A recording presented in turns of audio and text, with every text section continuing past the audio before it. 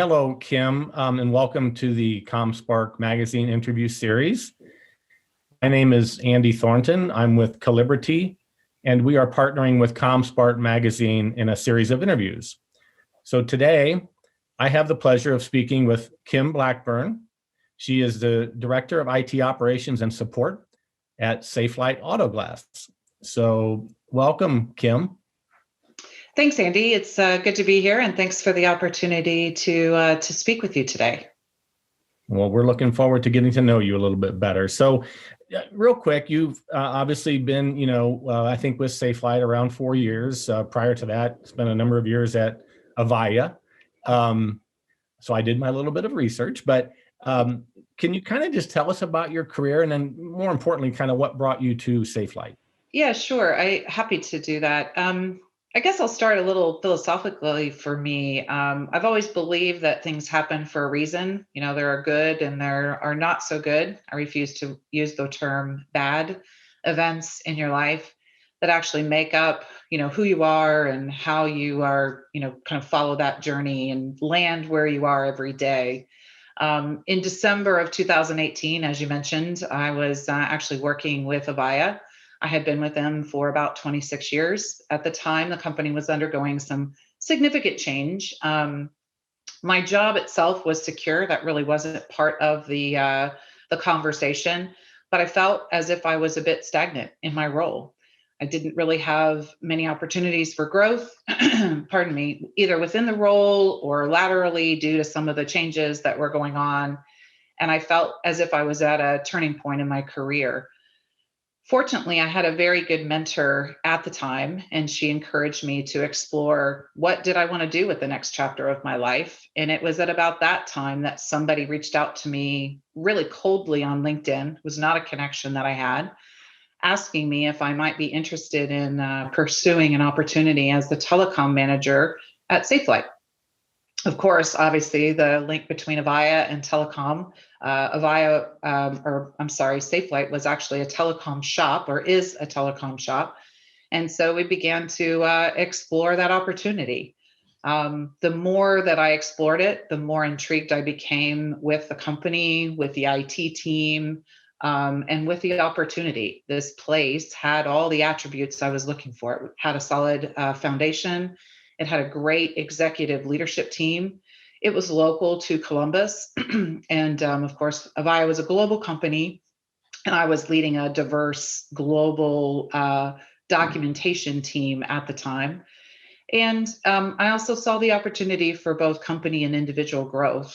And so I went through the process and landed here in March of 2017. And I honestly have to say that other than, my marriage and the birth of my children, it was probably one of the best decisions of my life.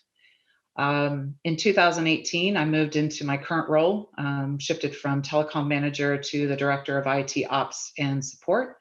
And again, just walking through that, I think this was a place that I was meant to be.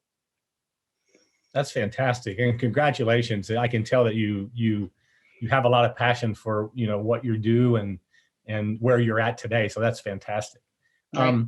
Can you just give me an overview, Kim, of the different functions, areas of responsibility that you currently have at Safelite as Director of IT Operations and Support?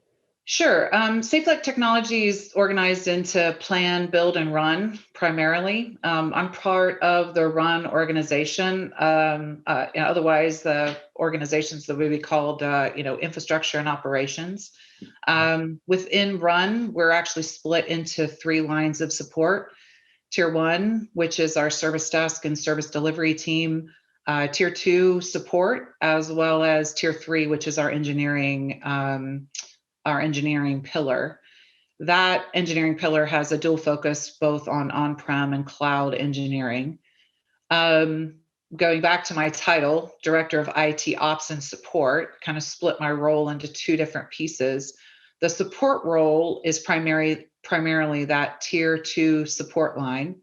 But I am supporting our Tier 1 function in an interim state at the moment as well.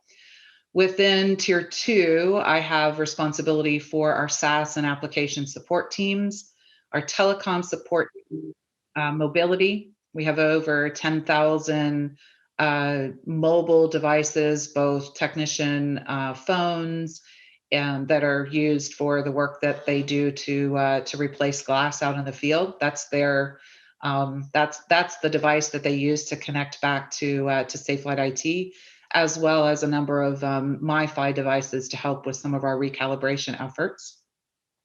I also have desktop support. And in addition, part of that tier 2 support line is Safelite's Network Operations Center. That's our 24/7, 365 team that supports some of the overnight batch processing that happens, as well as the network monitoring and support of over 700 field locations. So, support arm of my job. The ops part of my job includes ownership for ITIL, essentially within Safelite, plus reporting and KPIs. And we work really closely with the engineering team to develop that build to run approach, and make sure that once a project or an application or a service that's available to our field and our contact center associates, that we have the right support model in line to be able to do that. Our goal is really to deliver that kind of seamless associate and customer satisfaction experience. That's fantastic. That's a lot of responsibility, and congratulations on Safelite really does have a extremely high customer satisfaction rating, which it's I've had a chance in the past to have a windshield out or something like that and call Safelite, and the experience was always very positive for me as well. That's awesome. I mean, our purpose is really to bring unexpected happiness to people's everyday lives, right? When you had your experience, Andy, think about it. Nobody wants to call Safelite because something bad has happened, right? That they've had a chip in their windshield, or they've had a rock fly up. We talked a little bit about the weather prior to the interview, and so salt trucks running around, all over the place, gravel, etc.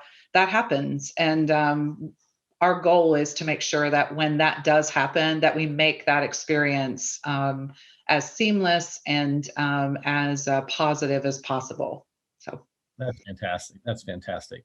Well, you mentioned, the weather around here, and I know that even since you have been at Safelite, you've acquired a number of different companies, including, down in the Florida Southeast region and in other areas of the country. And I'm sure they experience different, types of issues there. But, how has these, just even recently, you've had some acquisitions. How have these impacted your areas of responsibility, and in terms of the growing company, but then also rolling out similar types of expectations when it comes to customer experience? yeah, that's a really great question, and it's one of the main thrusts. It's an initiative for Safelite. We, as you said, we have acquired quite a few companies. Those vary in size. The largest that, at least since I've been here, we did acquire in 2019. They had a presence in the Northeast and in the Northwest. And then a smattering of locations down in kind of that south area. Normally, we're looking. We have acquired, one store, two stores, and in this case, just recently, it was 95 stores. That's kind of how we value those when we look at the size of those acquisitions. Our acquisition team is really skilled in looking and building relationships with companies to really find the right fit into Safelite's culture. That culture really is driven by three things: service mindset, caring heart, and a can-do attitude. And so most of those companies, given the onesie, twosies approach, don't really have IT organizations. They use managed services to support their IT functions. you know, any of the cloud functions or any of the data center support that they need. This acquisition that we just acquired did have a footprint there, and we worked really hard to develop what was the right fit and adjustment. I tend not to use the word absorb, or I like the word merge that you said. I think that's extremely important.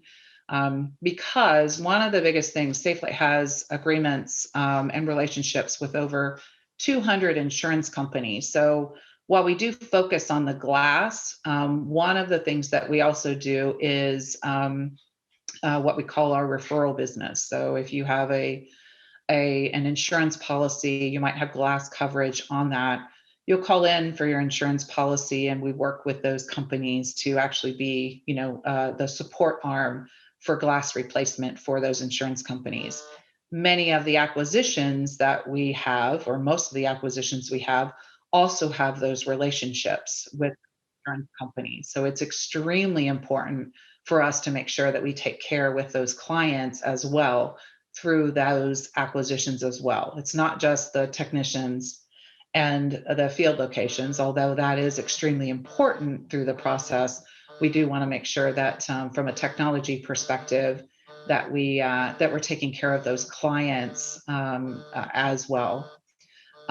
Technology wise, admittedly, it does add complexity, and sometimes it does tend to slow down some of the projects that we have in progress, right? To kind of step back and see how it is that we best tackle the merge of those organizations, those teams, those client relationships into Safelite's environment. However, most recently with that 2019 acquisition with True Road, the timing was actually perfect. We have been proposing a technology refresh for our store locations, and because we were prepared with that, what that footprint would look like as we did the acquisition of those stores.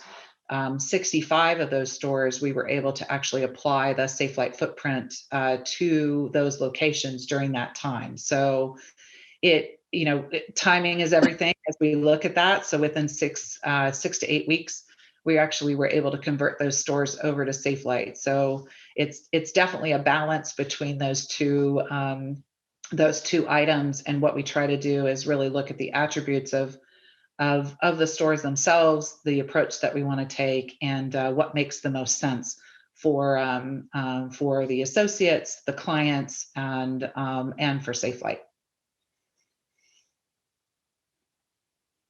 That's great. And it sounds, because you guys have been in the acquisition mode for, quite some time now, you really have a group of individuals that really do the due diligence up front, make sure, they're going to fit well into the organization, not just from a business opportunity, but from a culture standpoint, right? Exactly. And maintaining those, 3 attributes that you mentioned earlier. Exactly. Very good. Well, thank you for that.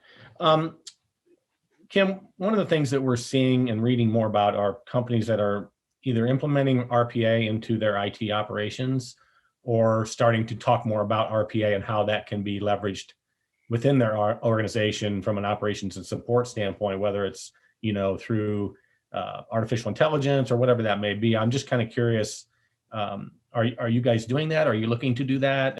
So RPA is a buzzword within IT, and I think that while there's an energy associated with it, what we still have to do is make sure that it's the best fit within the environment. We do have a few RPAs within our environment.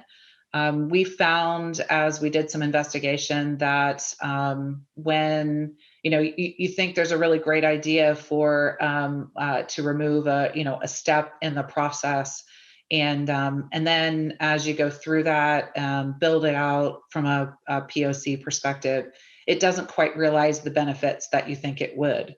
And so we were able to use, as I said, a couple of RPAs within our back office contact center space to help process some incoming emails.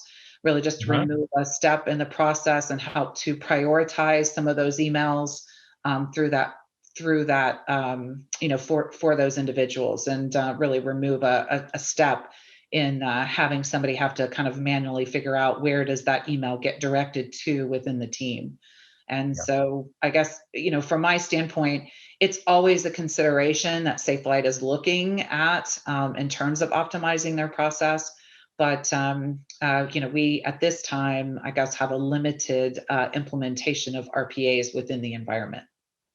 Okay, perfect. I appreciate that update on that. And I think one of the every company, it seems like, looking at AI or ML, or any of those technologies for enabling their employees to do more high value work, right? So if you Yep. can, take out some of the more menial tasks and automate those and allow people to do more high value work, that's really where the benefit comes in. Yeah, as an addition, one of the active things that we're doing right now within the service delivery team, which is that tier one team, is we are working on an RPA to handle some of the common.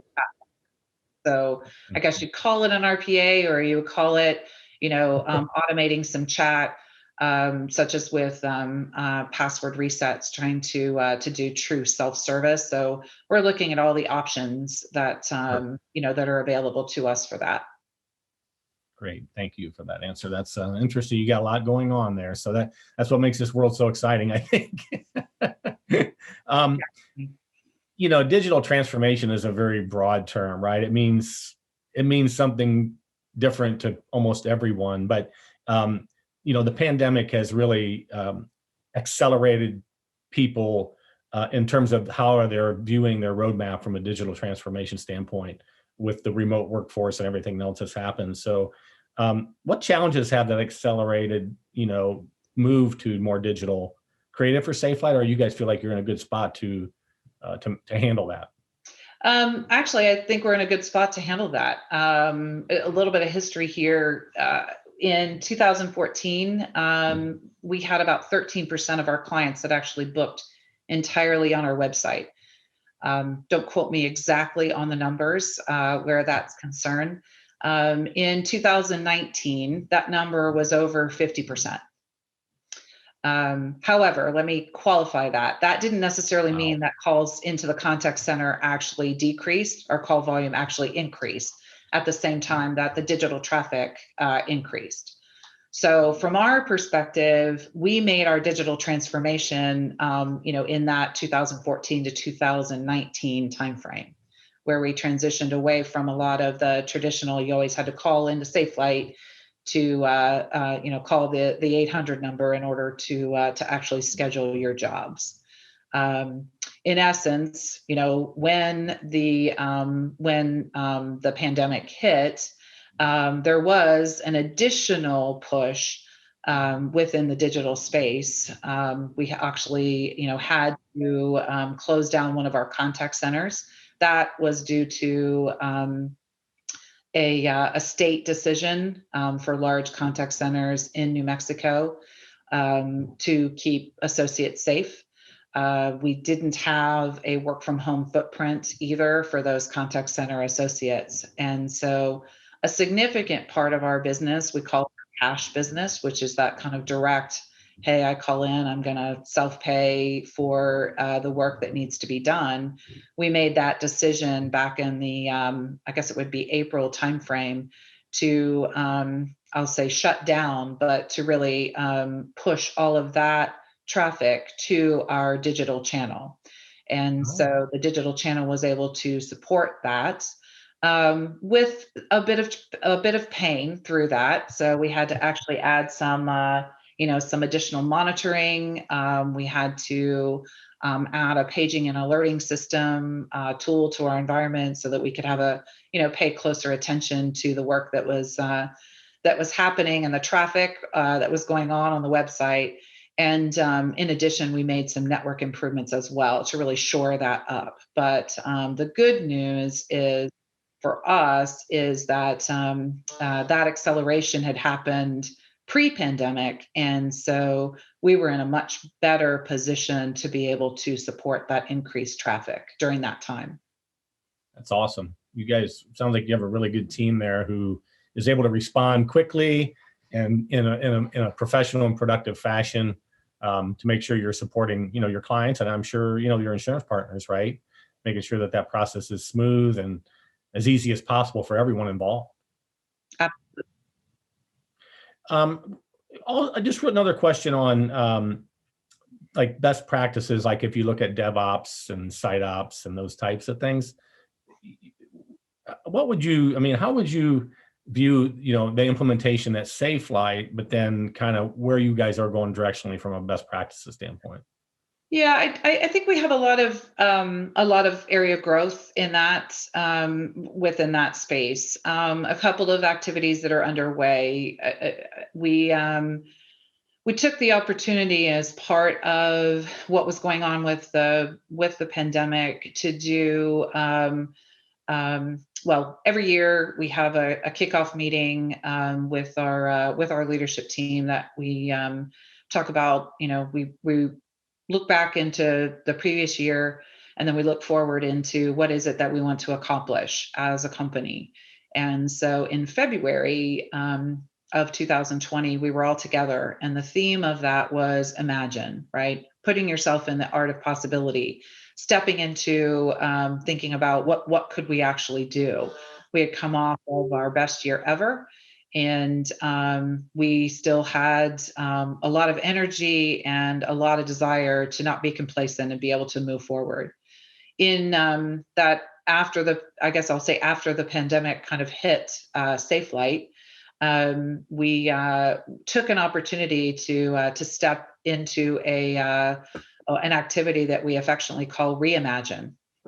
So we went from Imagine in February, and in June we did an exercise to reimagine what we had proposed.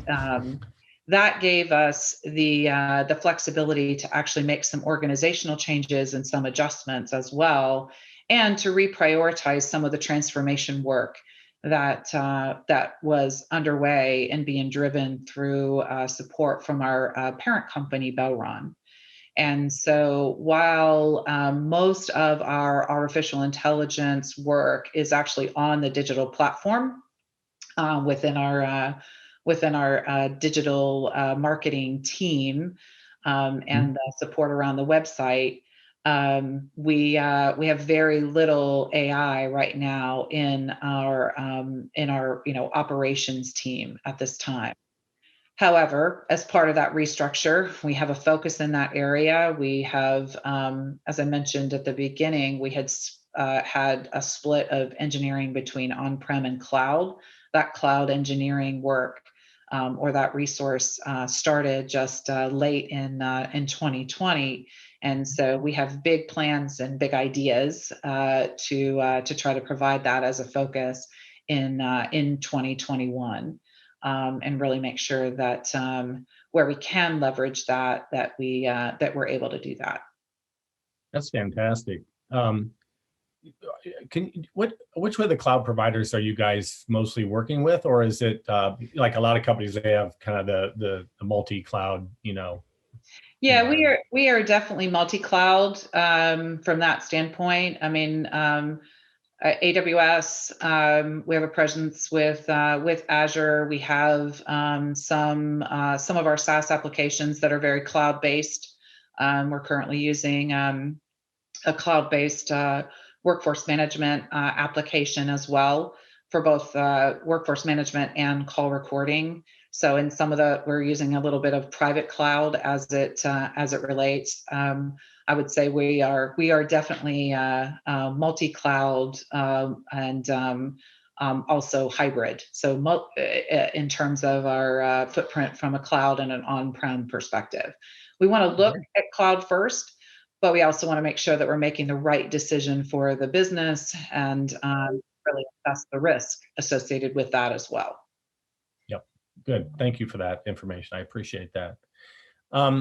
Real quick, I think we've covered most of our questions that we had planned to discuss, but I'm just kind of curious, even myself being in business development, sales, whatever you want to call it, I find that, there's fewer cars on the road. I'm not driving as much. I'm saving money on gas, which is great, but I'm not able to be out with my customers in person most times. So how has the pandemic from a, cutting back of driving and people in on the roads impacted you guys, or haven't you really seen a tremendous impact there?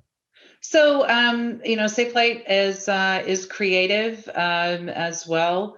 One of the big pushes for us is it's a technology that we call recalibration. So, not sure what year your car is, but if you have any advanced safety systems like cameras, available in your vehicle, those are all set and calibrated at the factory, right? When you drive it off the lot.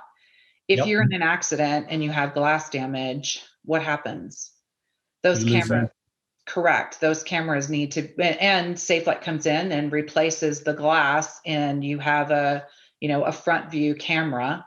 Then what the insurance companies are now requesting is they want to make sure that in order for your policy to remain intact, that you have a recalibration done on that on your system. So, if Ah, you're whatever insurance company you're with, and so there's a technology that SafeLight is very much a leader in to recalibrate that windshield.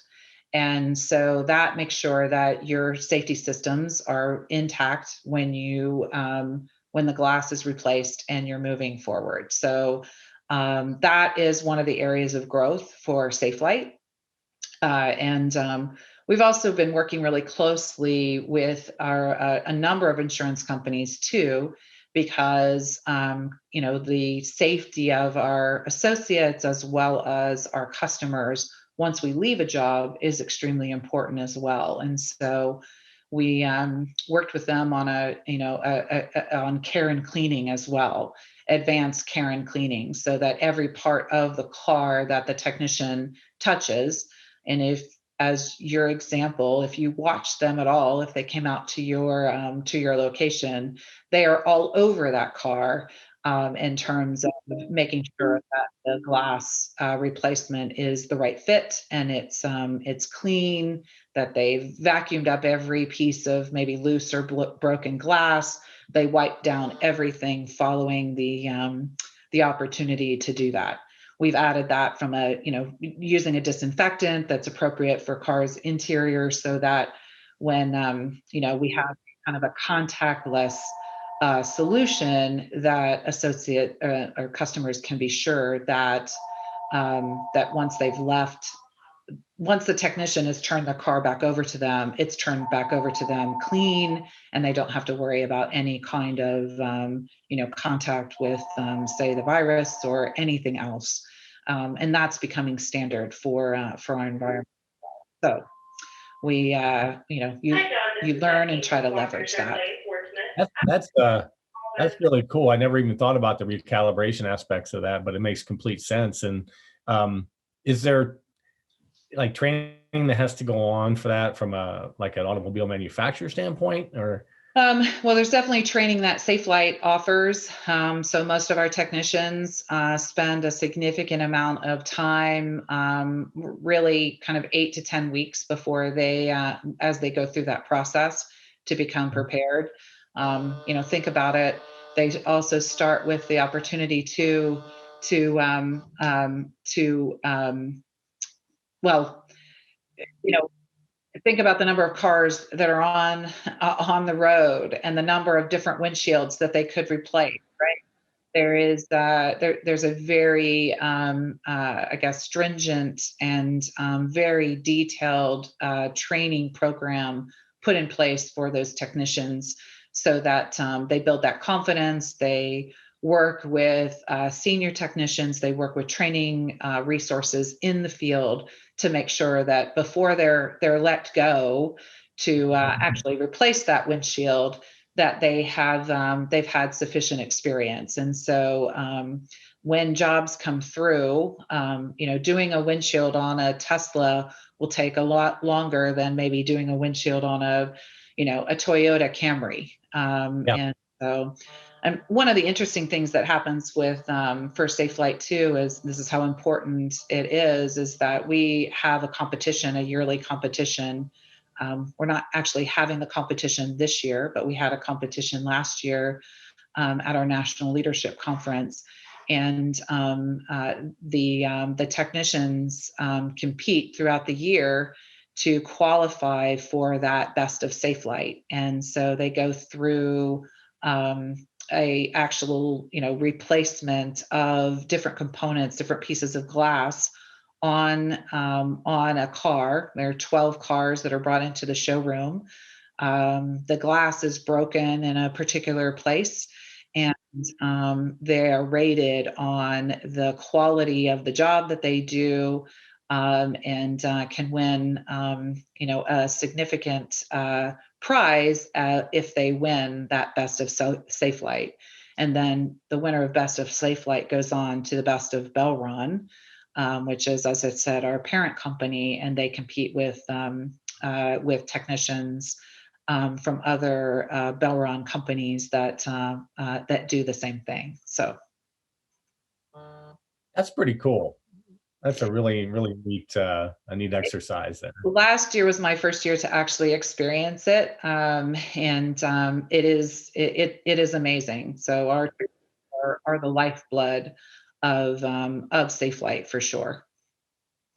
Very cool. That's interesting. Yeah, I like that. And I know that the Safelite jingle gets a lot of awards too. I love, anytime Safelite pops in my head, Safelite repair, Safelite replace, There you and go. so there's a lot of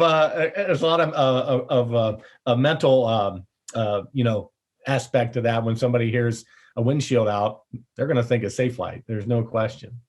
Well, that's our hope for sure. Well, I don't have any other questions for you, Kim. I'd like to thank you for, joining me today. I really enjoyed the conversation and getting, to know you a little bit better, a little bit more about Safelite. Thank you, Andy. I am happy to be able to participate in something like this, and hope that folks will find it insightful to learn more about Safelite, and that we aren't just a glass company. That definitely have a lot, and maybe they'll walk away with the jingle in their head as they move forward as well. Well, that's fantastic, and congratulations on the opportunity that you're in there today. And sounds like a great organization. And I thank you again for taking time to speak with me today.